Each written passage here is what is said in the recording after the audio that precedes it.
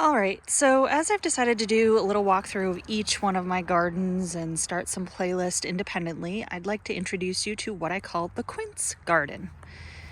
So these here, and this is very early spring, so you can see them just starting to get some buds here on them actually. These are Japanese Quince. And let's see, we'll readjust our sights here a little bit. And you can see we have an arbor. I'm gonna walk through here, and I've got some quince all the way around. You can see some old fruit there on the bottom that has fallen off. And these ones are kind of, smaller. They're a little bit lower. And then I've got a little bit taller one here. So slightly different variety. And a shorter one again, and then a little bit taller one. And then we have this little sort of rock wall, our burn pit, which this time of year we're doing a ton of cleanup. So we have a lot of stuff being burned, and then this is the backup burn pile of stuff that we will burn as soon as the other stuff's done. But we come around here and we have more quince, more quince, more quince all around, and a giant rock. All right, so back up a little bit and I'll kind of give you the lay of the land and the description of how this came to be.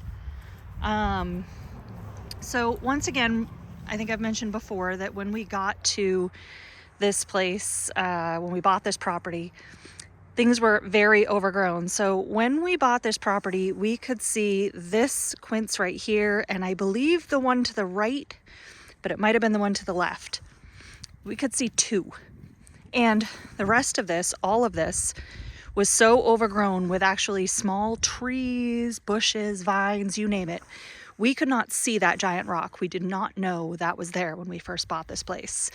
We didn't know about the rock wall across the back there. As a matter of fact, when we first got here, there was a pretty significant path here. And right about there was like a pile of sand. And so our first year, that's actually where we did our burning, our brush burning was right there. And then, as it has been the whole time, we discovered a rock. And then more rocks, more rocks, more rocks. And I was like, you know what? It looks like there's a little rock wall here. Let's start clearing up above it. And then we found more quince. And these quince were probably about half the size when we started uncovering them. Since we've uncovered them, they've certainly grown and thrived and done really well. But they were already in this sort of circular pattern.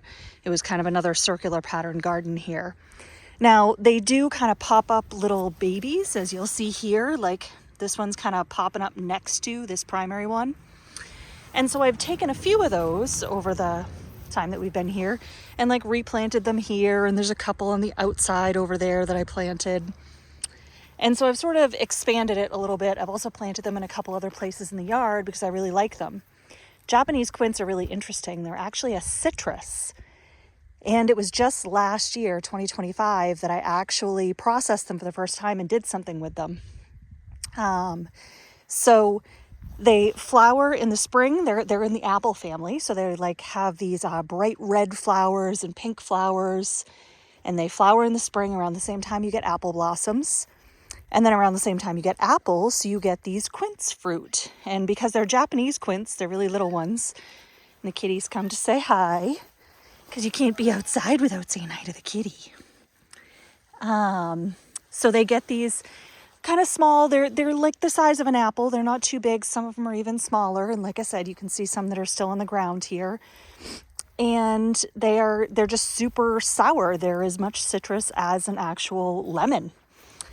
So I had a lot of fun processing those and doing some things with those last year for the first time. I did candied quince, which I really liked. I did quince fruit leather. So we'll see. We'll see if I get to it again this year. One of the things I am noticing this year on them, especially on these taller ones, is there's something going on there on the bark, on the bases. And I did notice some caterpillars last year. I was cutting them off and burning them. But I'm kind of wondering if I don't have some sort of infestation of something happening here. So I'm going to keep an eye on them this year and see if I can't control it. especially without chemicals or anything. So we'll see how that goes. If anybody knows anything about this or is familiar with this, certainly leave me a comment. All right, and I have a friend here still who is all about hanging out with me. And if anybody's wondering, yes, we really do burn that big pile there. We absolutely burn our Amazon and Chewy boxes and make good use of them as fire starters. So, all right, happy spring. And this is what it looks like around these gardens in the spring. No leaves, very bare, and lots of brush piles. All right.